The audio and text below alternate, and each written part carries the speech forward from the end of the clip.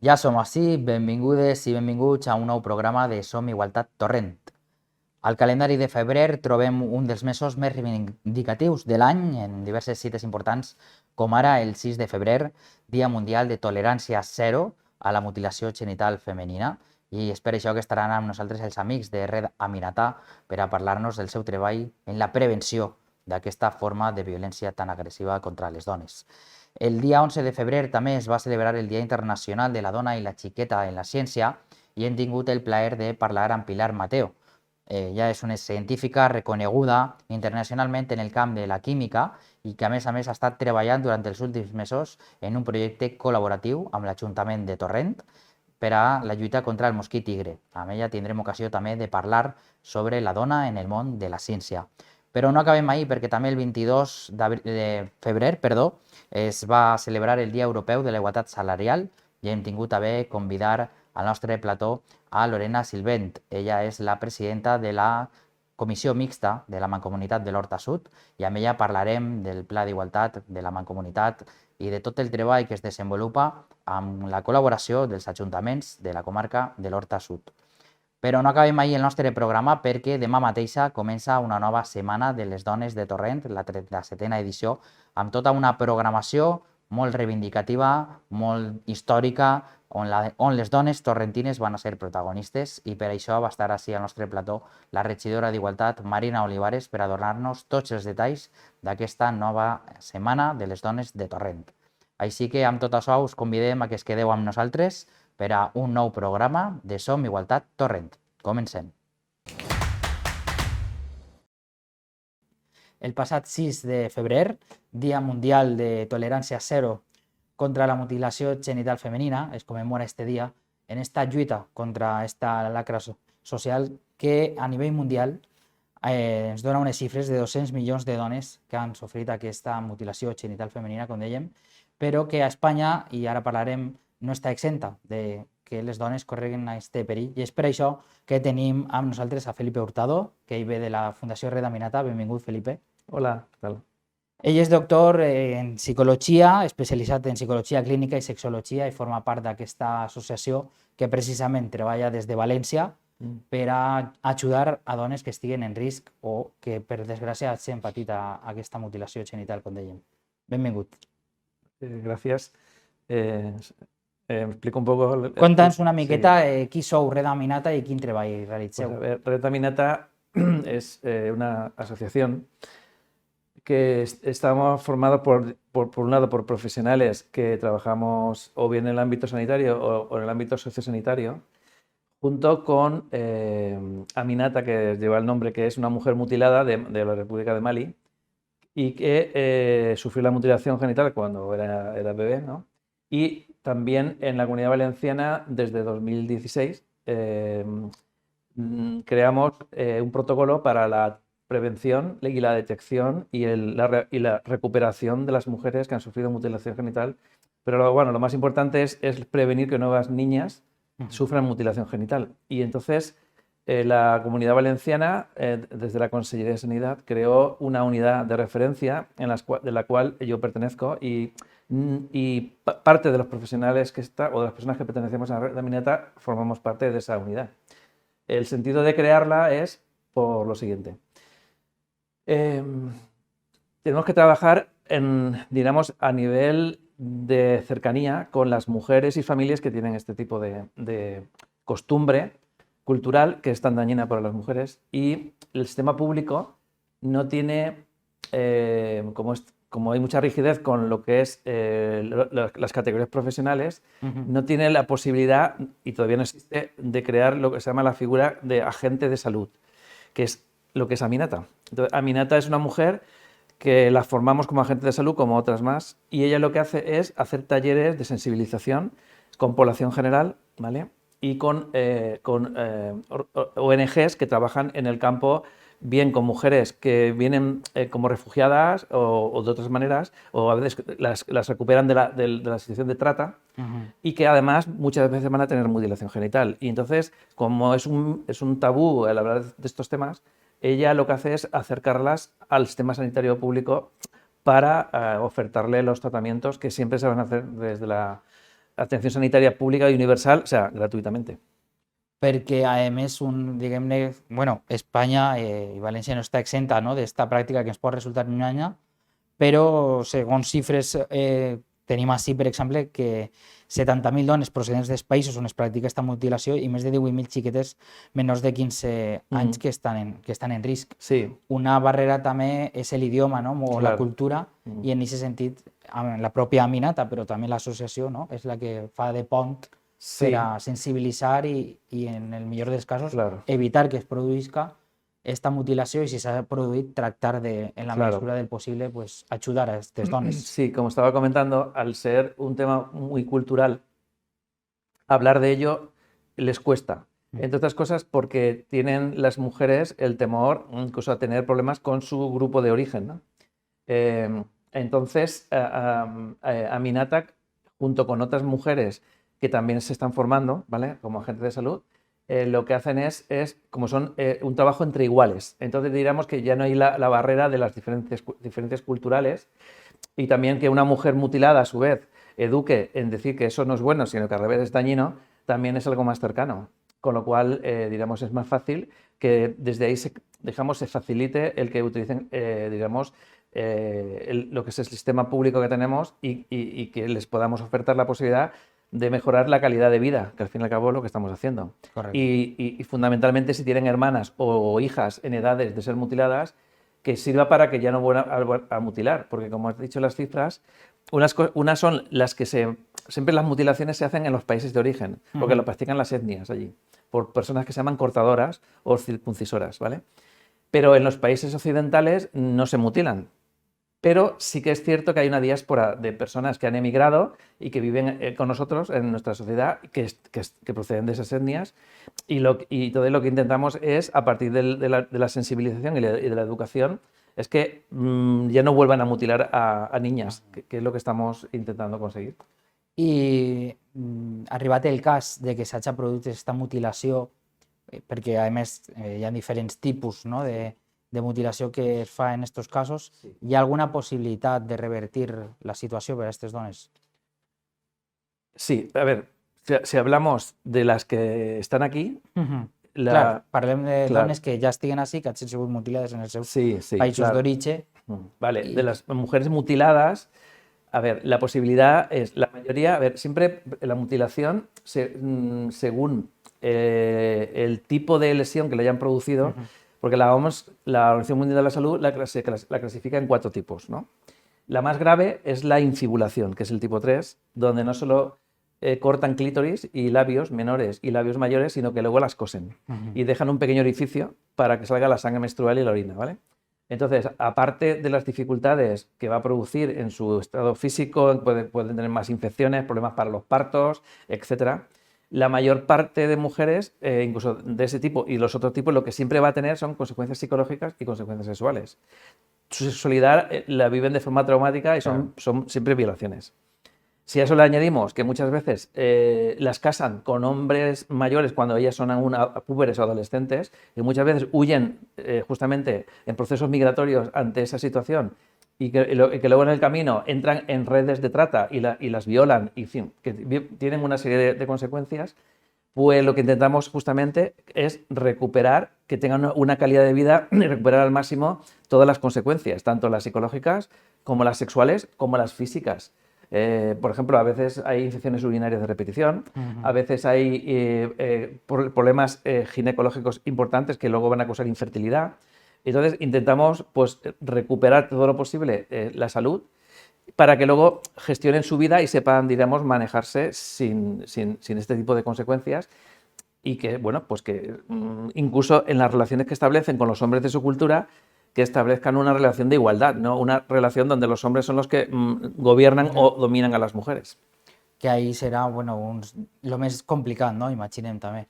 Claro, de hecho, para poder disminuir o erradicar a esto, tenemos que trabajar con los hombres, porque al fin y al cabo, aunque las que cortan son mujeres, realmente es una herencia del patriarcado, es decir, realmente si no son cortadas, van a tener dificultades para ser casadas con los hombres de sus culturas, porque los hombres quieren mujeres mutiladas. Y entonces, realmente es para alcanzar, digamos, una posición social entre su grupo étnico y para poder casarse. Ese es el requisito. Aunque luego hay etnias que emiten otro tipo de causas, como que está puesta, que el Corán lo pone en sus escritos, o sea, que es una cuestión religiosa, que si el bebé nace y toca el clítoris en el nacimiento, pues que puede morir, o cuestiones estéticas. Me refiero que hay distintas razones culturales para justificar la mutilación genital. Y claro, las mujeres son la mitad de la población, tenemos que trabajar con los hombres. Pues sí, perquè això val per a aquest cas i per a qualsevol cas de desigualtat entre homes i dones és necessari també, no? La implicació dels homes i en aquest sentit Sí. pues, ho has explicat molt bé. A nivell del vostre treball, des de quan esteu desenvolupant este treball en l'associació Sí. i bueno, un poc d'esperança, Claro. de missatges positius, no? de Sí. que la vostra llavor al cap i al fi està arribant Claro. a aquestes dones. Por ejemplo, en España somos la cuarta comunidad con población procedente de esas etnias y que tienen posibilidad de estar mutiladas o con posibilidad de mutilarse, ¿no? Somos la única comunidad que tiene una unidad de referencia multidisciplinar donde abordamos no solo la rehabilitación física de los genitales, si las mujeres quieren, no es obligatorio, sino que también trabajamos de forma integral tanto la parte psicológica y sexual. Cataluña tiene otra unidad, pero la parte sexológica y psicológica no la tienen porque allí no hay sexología pública como tenemos aquí, ¿no? Entonces, en el resto de España, realmente creo que Zaragoza hace poco ha creado otra unidad, pero que en el resto de comunidades no existen unidades como la nuestra. Entonces, la asociación Rectaminata la creamos a posteriori, la unidad se creó sobre el verano de 2016 y por la falta de la posibilidad de que Aminata, que es la agente de salud que trabaja con nosotros, pudiera trabajar, digamos, y tener, digamos, un sueldo que le pudiera permitir vivir de esto, porque como nos ha pasado ya con otras personas que al final, una vez formadas, tienen que dejar ese trabajo de agentes de salud porque tienen que sostener a sus familias. Y entonces al final, una vez formadas, pierdes a estas personas. Entonces la única forma de conseguir que pudiera vivir de su trabajo de agente de salud fue crear la asociación Rectaminata, porque a través de la cual estamos consiguiendo proyectos que permiten digamos, que tenga un sueldo con el cual pueda vivir de esto, ¿no? Y de hecho, ahora mismo se ha contratado a través de una ONG que se llama Farmamundi, por asociación con Rectaminata, de tal forma que ella se dedica a tiempo completo en hacer su trabajo de agente de salud, que es acompañar a las mujeres a la unidad para tanto las consultas psicológicas o sexológicas como las ginecológicas, el traducir cuando el idioma no es a veces no es ni castellano, por supuesto, ni a veces inglés ni francés. Entonces ella maneja algunos dialectos, no todos, pero también como tiene contactos con otras mujeres de otros que hablan otros dialectos, pues cuando necesita un dialecto que no maneja ella, contacta para que también se haga de traducción. Y entonces, digamos que el acompañamiento es en todos los sentidos: traducir, acompañar, enseñarles a curarse, es decir, que hacer talleres y hacer sesiones de formación que hacemos tanto con mujeres supervivientes de mutilación genital o población general como con profesionales. Porque claro, a los y las profesionales también tenemos que formarlas, porque no están acostumbradas. Incluso, fíjate, una matrona, por ejemplo, o un ginecólogo o ginecóloga que no está acostumbrado, como no va mirando con ojos de mirarlo, si es una mutilación tipo 1 o tipo 2, que simplemente a lo mejor se ha estipado el glande del clítoris o parcialmente algo del prepucio del clítoris, puede pasar desapercibida la mutilación, porque realmente no tiene formación. Correcte. I en aquest sentit també treballeu, no? Sí. En professionals de la sanitat valenciana per a que puguen també detectar-ho Sí. y ayudar. Claro, continuamente estamos haciendo sesiones formativas con centros de salud, tanto de atención primaria, con médicos de familia, pediatras, porque muchas veces a lo mejor el motivo de detectar a una niña es pediatría a la hora de ir a vacunaciones, por ejemplo. Claro. Matronas, etcétera, trabajadoras sociales, en los colegios, con el profesorado, porque también es un tema que, igual que pasa con el resto de violencias hacia las mujeres, como has comentado tú también, dentro de la sanidad pública tenemos los programas de educación sexual o afectivo-sexual en colegios, Y dentro de eso, no solo se ha incluido el tema de la violencia de género, sino también se habla de la mutilación genital, porque también es un ámbito donde muchas veces se puede detectar. Entonces, el protocolo, de hecho, es coordinar distintas instituciones, que pueden ser educación, sanidad, bienestar social, justicia, para justamente trabajar en conjunto. Perquè lo más importante, como digo, és la prevenció. Correcte. Doncs, bueno, Felipe, moltíssimes gràcies per haver estat amb nosaltres i apropar-nos doncs esta gran llavor que feu, molt important també, i des d'ací pues, donar-la a conèixer i també pues, que servisca, no, d'altaveu, i si alguna podem ajudar d'alguna manera que la gent conega això, pues, més que millor. Si puedo añadir algo más, per supuesto, es el tema de que estamos también intentando trabajar, porque es muy importante, en origen. Es decir, en los países donde se practica. Hay ONGs que ya están trabajando en el campo, y Aminata, como Red Aminata, ella en Mali, pues cada vez que va a Mali, pues ya va a hacer, allí hace ya talleres, claro. Y por ejemplo ha conseguido que su familia y otras familias ya no mutilen a sus niñas.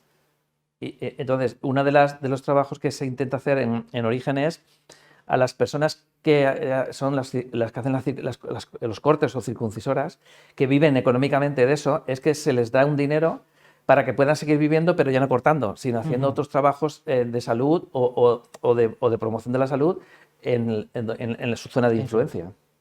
Com bé dius, al final es trata de previndre, tant des d'ací com des dels llocs d'origen, i bueno, pues, moltíssimes gràcies pel vostre temps i per la vostra llavor. Pues nada, encantado de participar y de dar a conocer todo lo que estamos haciendo y lo que hay que hacer, claro. Correcte, n'hi ha que continuar. Nosaltres fem una breu pausa i tornem de seguida, així, a Som Igualtat Torrent.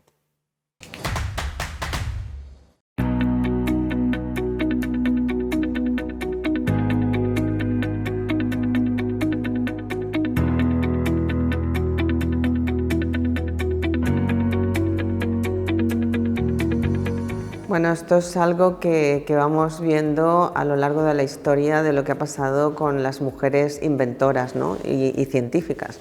Yo me considero, aunque soy científica, pues soy doctora en química, me considero una inventora, porque la diferencia es que cuando haces un invento y encima lo pones al servicio de la sociedad y encima te dedicas, en el caso mío, a enfermedades vinculadas con la pobreza, pues estás arriesgándolo todo y es muy complicado, ¿no? Entonces, es verdad que me ha costado muchísimo, que he llegado a un momento que se considera la tecnología posiblemente de las mejores del mundo, pero también es verdad que si hubiera sido hombre hubiera sido todo mucho más rápido, hubiera colocado yo la bandera si hubiera sido hombre, y todo el mundo estaría hablando de la tecnología que ha inventado el señor Mateo en vez de la señora Mateo, ¿no? A lo largo de la historia no nos tenemos que olvidar que mujeres como Madame Curie, que fue 2 veces premio Nobel de la ciencia, murió siendo Madame Curie, no la doctora Curie, ¿no? Entonces eso es como realmente nos ha tratado a lo largo de la historia de la ciencia, y todavía cuesta muchísimo, y por eso sigo pensando que nos dejan subir, pero que todavía cuando vas a poner esa bandera todavía te encuentras con una mano masculina. Bueno, en general no podemos descartar que la pobreza es muy femenina y que tiene nombre además femenino, y que los países que yo trabajo normalmente son enfermedades que están muy vinculadas alrededor de la casa, porque son enfermedades que están conviviendo con los insectos que conviven dentro de la familia, y al final la mayoría de las familias son familias monoparentales, donde la mamá y la señora, la mujer, es la única que está en casa y la que tiene que salir adelante, y es muy complicado porque no han tenido las posibilidades que hemos tenido en otras partes en el hemisferio norte, en otras posibilidades en otra parte del mundo. No nos olvidemos que el azar es el que nos hace nacer en un sitio o en otro, ni siquiera somos capaces de elegir nuestro cerebro, ¿no? Y esto pues es algo que pasa en cualquier parte del mundo desfavorecido, que la situación no les han dado la posibilidad, primero, de elegir dónde nacía, y segundo, de tener posibilidades para formarse. Y cuando te vas a formar, que te cuesta muchísimo, todo está ocupado siempre por hombres, y sobre todo porque el tema de la maternidad paraliza muchísimo. La vida nos hace tener unos parones que, mientras no estamos paradas, porque todavía seguimos siendo afectadas por esa diferencia a la hora de actuar dentro de la familia, pues esos avances los están consiguiendo hombres y cuando tú vas a llegar a coger, a utilizar, a poder tener ese puesto ya está ocupado por otro, ¿no? Y lo de los premios, pues es que es así, hay que mirar los premios que han habido, que son, yo que he recibido muchísimos premios, pero hay que mirar los premios que son realmente económicos importantes. Difícilmente se lo da a una mujer. Si el premio Nobel de la ciencia se lo han dado a 150, no sé, 120, no sé exactamente, de mujeres se los han dado a 30 o 40. Y además compartidos, exceptuando Madame Curie, además compartidos con hombres. Difícilmente te encuentras a una mujer que la nombre en la ciencia y ella sola. Esto es una realidad. Ahora, que nos dan muchísimos premios vinculados con la parte social, con el tema de que estamos haciendo muchas cosas y todo esto, sí, pero realmente los premios gordos económicos siempre están normalmente en un 99% en manos de hombres. Que la sociedad no nos trata igual. Y luego porque tampoco se han puesto todavía todos los elementos de igualdad para que la mujer pueda estar en las mismas condiciones. Y sobre todo, si te das cuenta, muchas veces en imágenes que vemos de las mujeres que cuando han accedido a tener un puesto importante, pues han tenido que sacrificar mucho en su vida. Muchas son que no han tenido hijos, nos hemos divorciado y la historia es así, ¿no? Entonces, el tema de la maternidad todavía nos afecta muchísimo porque somos nosotras las que cogemos la responsabilidad de sacar, y no quiere decir que hayan hombres que también lo hagan, que los hay, pero realmente el porcentaje más alto son las mujeres, que separa absolutamente tu vida prácticamente profesional porque tienes una situación que tienes que estar atendiendo a tus hijos. Luego cuando también se enferman los padres también somos las mujeres las que atendemos a los padres, o sea que esas responsabilidades que cogemos las mujeres todavía sigue existiendo, y durante ese tiempo que tú estás haciendo esto los hombres lo han tenido mucho más fácil porque están ocupando esos puestos que nosotros también podíamos estar ocupando. De repente, ya es lo que he dicho antes, llamas a la puerta y la puerta está ocupada. Y entonces, bueno, pues esto es el problema principal, ¿no? Y entonces, claro, si te ponen medios, porque al final cuesta muchísimo el tener personas trabajando en casa, el poder llevarlos a los colegios, eso cuesta mucho dinero y todavía no se ha hecho realmente unas posibilidades, no se ha hecho nada, bueno, se ha hecho mucho y se han habido muchos avances, pero todavía falta que la mujer pueda estar en unas condiciones perfectas para que realmente pueda estar conviviendo y compartiendo con su pareja o solas, y que puedan tener la posibilidad de tener a sus hijos y a su vida familiar perfectamente en paralelo junto con todo lo que estás haciendo de realmente tu vida personal y profesional. A mí me gustaría pensar que la gente ha aprendido un poquito, porque esto de los virus, yo que estuve grabando una serie de televisión para History Channel que di la vuelta al mundo buscando enfermedades y buscando soluciones, estuve precisamente en la crisis del ébola. La crisis del ébola hace ya años, o sea, y los virus nos estaban llamando a la puerta. Nos llamó la gripe aviar, la gripe H1N1, nos llamó el ébola y aquí no pasaba nada. Y cuando llegó el momento era imposible ver me lo dicen a mí hace unos años, que lo que iba a pasar respecto a que no estuvieran preparados ni los hospitales. Yo hubiera dicho, ¿cómo puede ser eso en países como España o Alemania o Italia o Estados Unidos, que no estén preparados para un caso de una pandemia, porque sabían que esto podía pasar y que puede volver a pasar, y que hemos tenido la suerte, aunque parezca mentira, que es un virus muy contagioso y poco mortal, porque si hubiera sido igual de contagioso y mortal como el ébola, no hubieran muerto los millones, hubieran muerto 400 o 500 millones de personas. Entonces, dicho esto, ¿qué ha pasado? Que cuando llegó el momento, el virus lo que hizo fue sacar dos temas, la coyuntura y la estructura. Y lo que han hecho los políticos es solucionar la coyuntura. ¿Qué faltan? Mascarillas, ¿qué faltan? EPIs, ¿qué falta? Pero la estructura que ha aflorado y se ha visto las cosas que están mal, están sin resolver. Entonces es fundamental que esas estructuras que estamos viendo de lo que ha pasado, no ha habido más gente, porque ha muerto tanta gente en las residencias, por la soledad. El gran problema que tenemos en este siglo XXI es la soledad. O sea, eso no hay que olvidarse, que han salido muchas cosas. El tema, por ejemplo, ahora de la cantidad de personas jóvenes también que están con el tema del porcentaje tan alto que ha aumentado de suicidios o gente que se quiere suicidar. Estos son problemas estructurales que han salido a flote y que tenemos que empezar a pensar en solucionar las estructuras. Dicho esto es un problema global. Y esto quiere decir, o se soluciona de una forma global o esto no va a parar. Y esto quiere decir que tenemos dos zonas clarísimas, una que es China, que no cumple las condiciones de higiene en salud que nos obligan los países occidentales, y otra es África, que la gente se muere por hambre y se comen los murciélagos. Y los murciélagos tienen elementos, tienen patógenos, tienen muchos virus y ahí empiezan las transmisiones.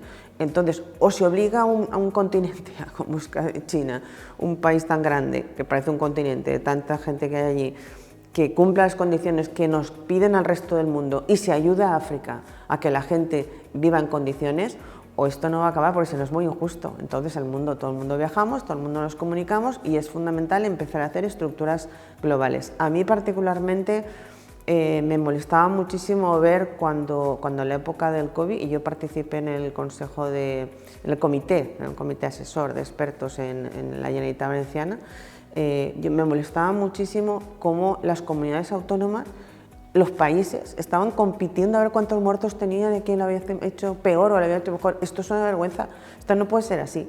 O sea, lo que tiene que haber es hablar de soluciones globales. Esto no es un tema de partidos, es un tema de buscar soluciones y además hacerlo conjuntamente y a nivel mundial, porque es un problema mundial, ¿no? Igual que yo a las enfermedades que me dedico, pues es que se mueren millones de personas, que están afectados y que estamos viajando. Y cuando tú te vas de turista, no solamente desde el punto de vista ya de ayudar a esos países, desde el punto de vista egoísta, es que puedes traer una enfermedad. Y ya tenemos presente también muchos insectos, no solamente en salud pública como el mosquito tigre o el virus del Nilo, los cules, que son cuando murió también gente estando en la zona, sobre todo de Andalucía, que también lo tenemos aquí en la Comunidad Valenciana. Es que hay enfermedades también en los árboles que han sido importadas, en la parte agrícola, como es el cotonet, o tenemos el picudo, que también ha sido importado, y ya no se habla, y sin embargo está ahí y no se hace prevención. Y una parte muy importante es la vigilancia científica, que tiene que ser muy rigurosa, que no existe. O sea, cuando hay un problema, tiene que salir inmediatamente un comité de vigilancia y decir, oye, ¿se para todo o no se para? Y no esperar a lo que pasó.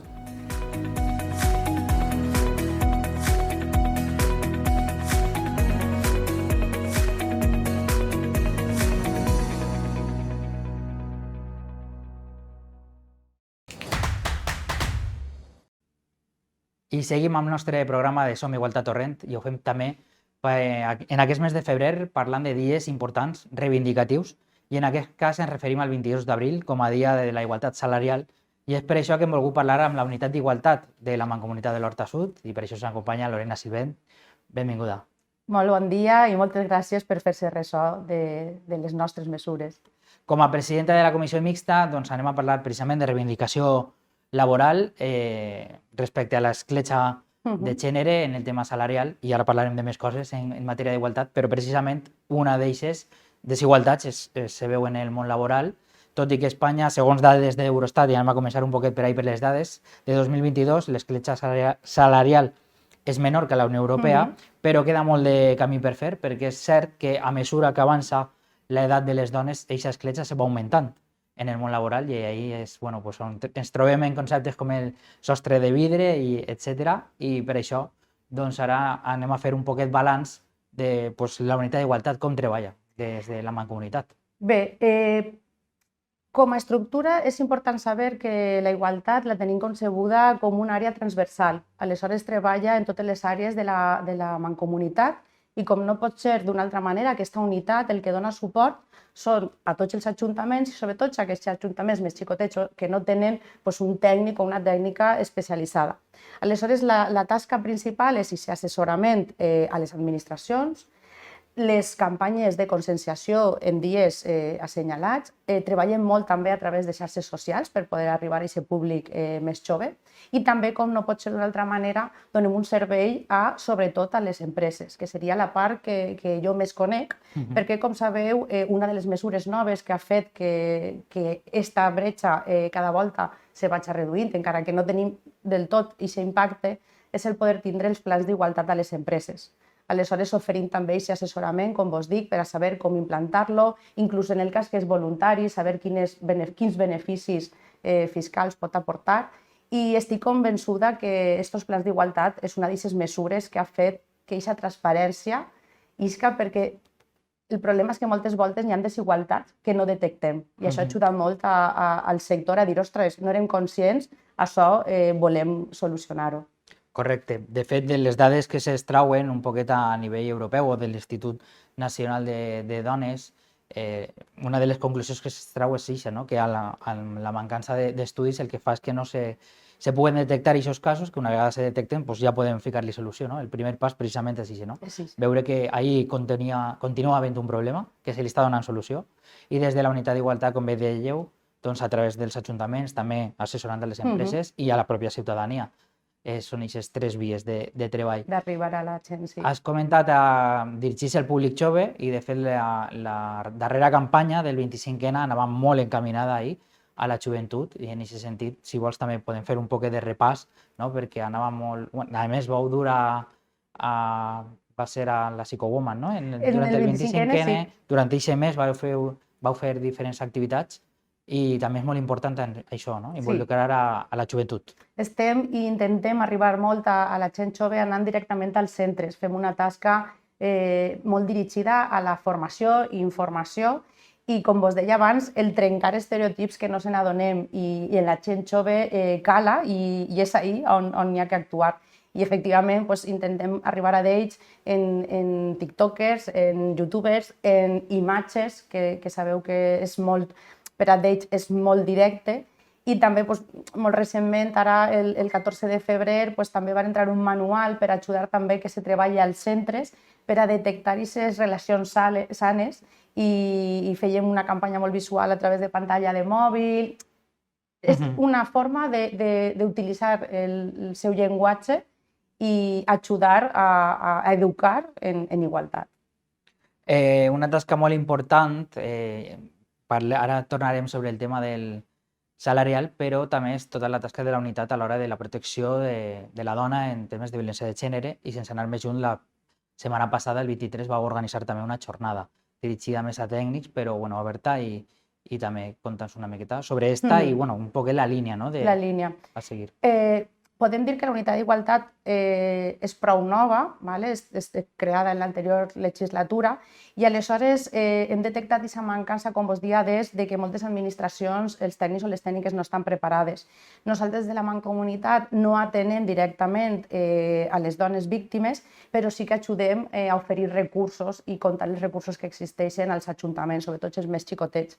I també hem intentat anar tots a una i parlar de temes i trencar temes que, si no actuem conjuntament, no fem res.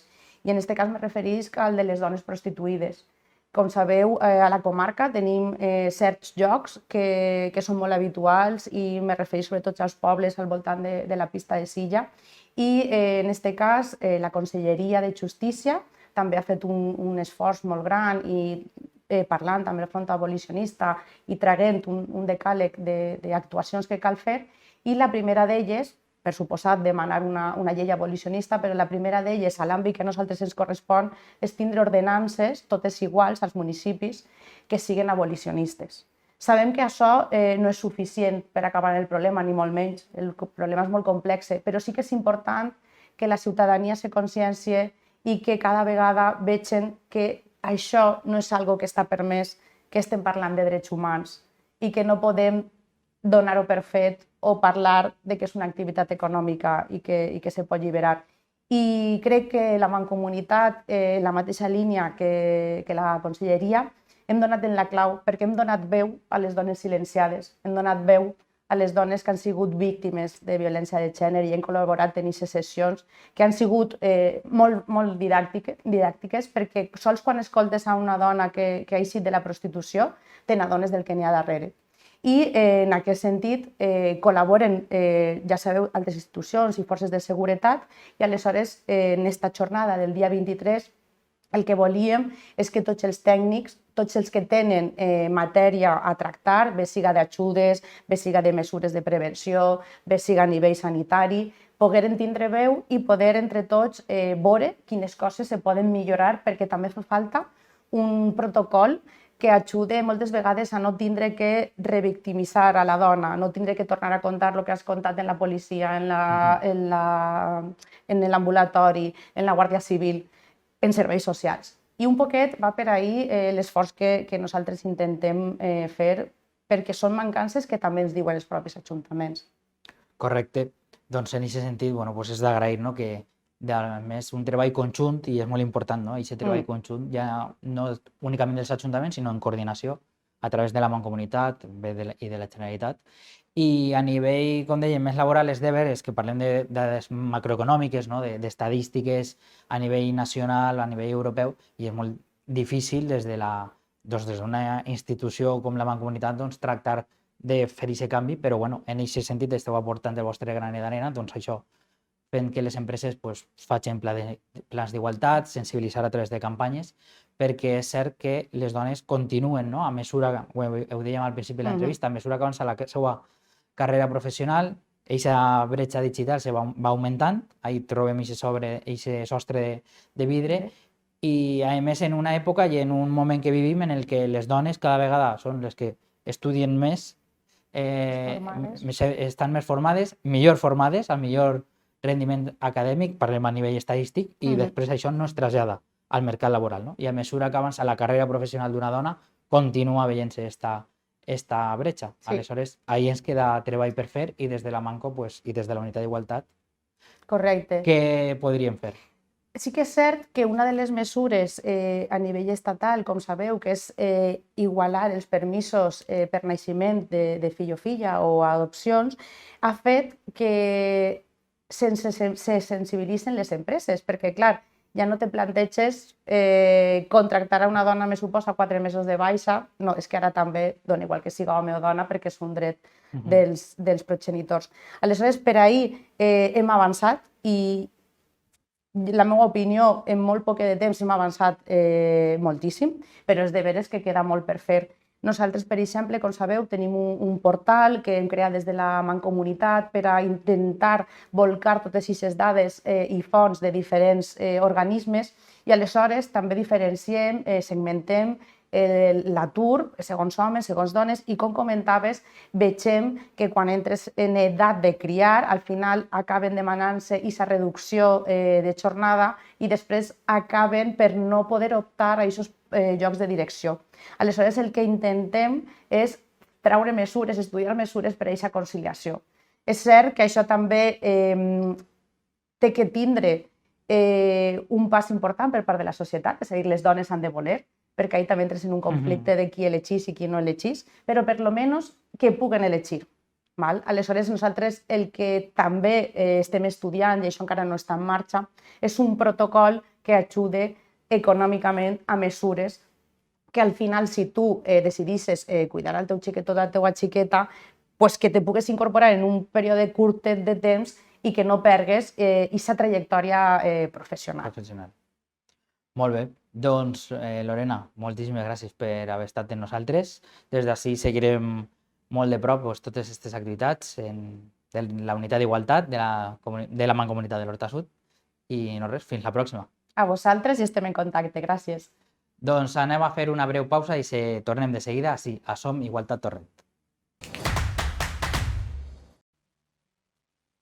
I apleguem a l'última part del nostre programa de Som Igualtat Torrent d'avui, i ho fem parlant amb Marina Olivares, regidora d'Igualtat de la ciutat de Torrent, perquè demà mateixa comença una nova setmana de les dones de Torrent, la 37a edició, i ja estem amb Marina, benvinguda. Hola.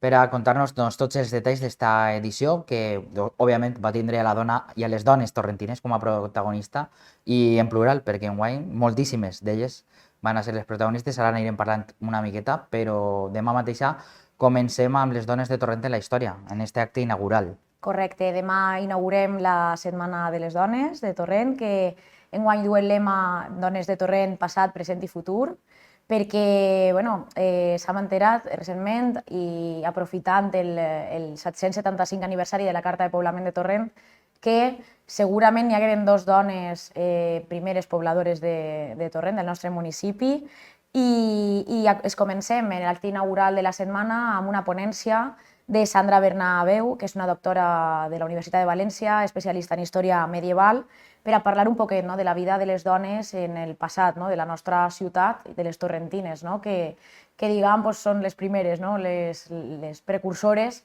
de les generacions que després hem vingut darrere, i crec que pot estar molt interessant. És a les 6:30 en Casa de la Dona, en el Saló d'Actes, jo crec que ahir podem parlar, no?, de la importància que li tenim que donar al passat, no?, de les dones. Bueno, això serà el tret d'eixida, com dèiem, enguany, a més, pues, repassant la història, com bé dius, perquè enguany Torrent ja està celebrant, de fet, el 775 aniversari de la Carta de Poblament.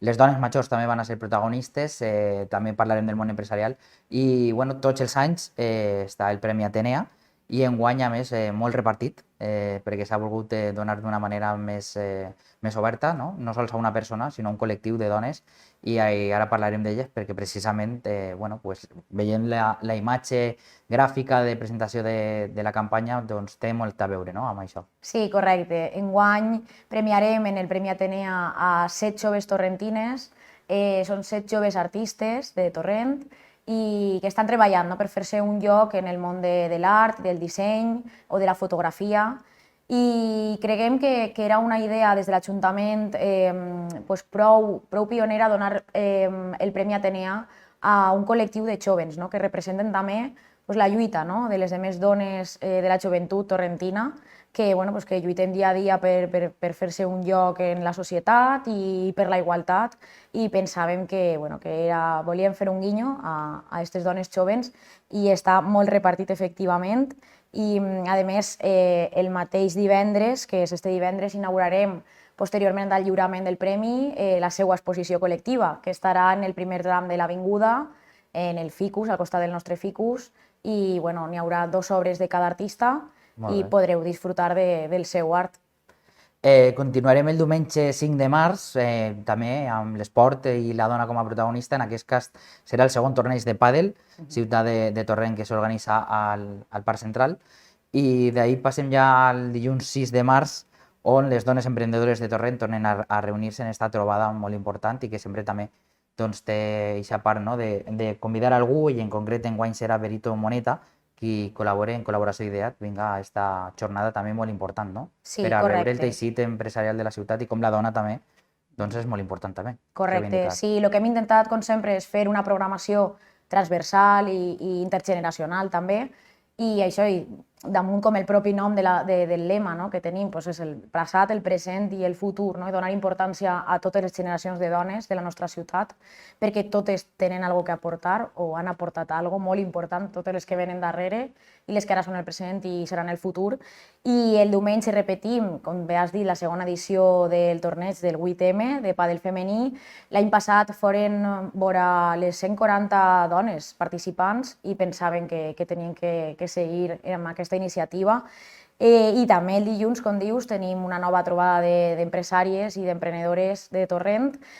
Sempre està molt bé retrobar-nos, sempre està bé compartir espais per a ficar en comú coneixements i bueno, teixir un poquet rets, no?, de col·laboració, i damunt donar aquesta visibilització a les dones, no?, empresàries de la nostra ciutat i emprenedores, perquè bueno, encara que cada volta tenen més pes, no?, en la ciutat i en l'economia, seguim, tenim menys representació en els òrgans de poder i en puestos de més importància, no?, en les empreses, però seguim ahí, estem ahí, i comptarem amb la participació de Berito Moneta, que és una CEO prou important, i jo crec que ho passarem bé i damunt reivindiquem, no?, a la figura de la dona en el món econòmic.